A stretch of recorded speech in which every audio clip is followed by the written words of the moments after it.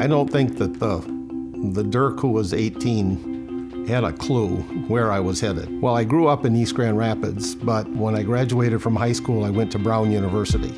And I got a notice that I couldn't come back. I had to rethink my life. So I signed up for Grand Rapids Junior College at that time, and one of the first classes I took was political science with a teacher named Miss Geraldine Masters. And I vowed that day that she was never, ever going to catch me unprepared.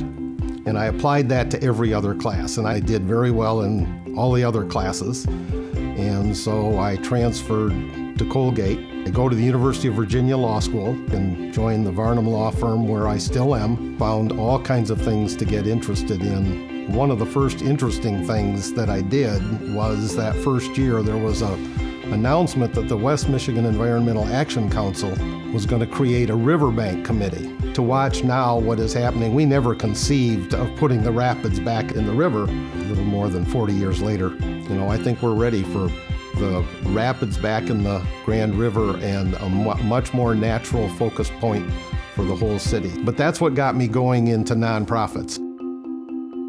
It's an incremental thing to be participating in the transformation of the community. It doesn't happen, it isn't a great big change that occurs.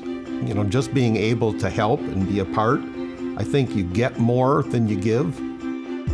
Grand Rapids Community College is a great place to start, and it's a great place to start over, and it will give you a core foundation and a balance, and apply what you learned at community college.